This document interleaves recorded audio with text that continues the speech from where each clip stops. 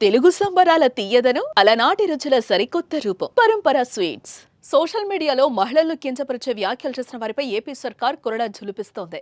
ఇటీవల వైఎస్ భారతిపై అనుచిత వ్యాఖ్యలు చేసిన టీడీపీ కార్యకర్తని అరెస్టు చేయించి సోషల్ మీడియా సైకోల భరతం పడతామని చంద్రబాబు హెచ్చరించారు. తాజాగా డిప్యూటీ సీఎం పవన్ కళ్యాణ్ ఫ్యామిలీపై అసభ్యకర పోస్టులు చేసిన ముగ్గురు యువకులను పోలీసులు అరెస్టు చేసి విచారిస్తున్నారు.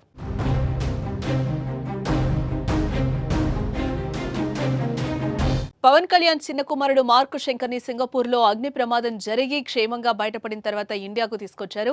అనంతరం పవన్ భార్య తిరుమలలో తలనీరాలు సమర్పించి మొక్కులు చెల్లించుకున్నారు. ఆమె అన్నప్రసాదానికి కూడా 17 లక్షలు విరాళంగా ప్రకటించారు. విదేశాల్లో పుట్టి పెరిగిన అన్న లెజ్నోవా భారత్కొచ్చి తిరుమల శ్రీవారిని దర్శించుకోవడం, క్రిస్టియన్ అయినప్పటికీ హిందూ ధర్మాన్ని అనుసరించడంపై ఆమెపై ప్రశంసలు వచ్చాయి.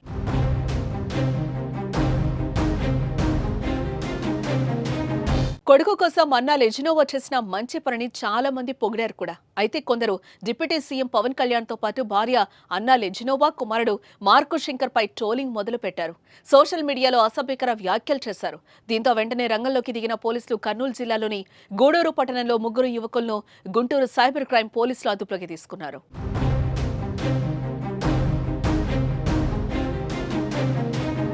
ఆ ముగ్గురు యువకులు పుష్పరాజ్ అలియాస్ రఘు, ఉదయ్ కిరణ్, ఫయాజ్ గా గుర్తించారు.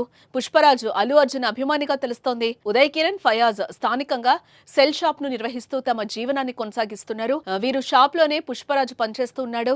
మొదట పుష్పరాజ్ మార్క్ శంకర్ పై అనుచిత వ్యాఖ్యలతో పోస్టు చేశాడు. ఈ పోస్టులపై ఉదయ్ కిరణ్ మరియు ఫయాజ్ లైక్ కొట్టడంతో పోలీసులు ముగ్గురు యువకుల్ని అదుపులోకి తీసుకున్నారు. ఈ ముగ్గురిని కర్నూలు నుంచి గుంటూరుకు తరలించి గోప్యంగా విచారిస్తున్నట్లుగా సమాచారం.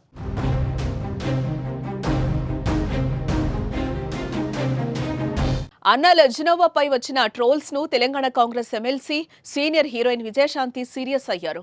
తన ట్విట్టర్ ఖాతాలో అన్నా లెజినోవాపై ప్రశంసలు కురిపించారు. అలాగే ఆమెను ట్రోల్స్ చేసిన వారిపై అసహనం వ్యక్తం చేశారు.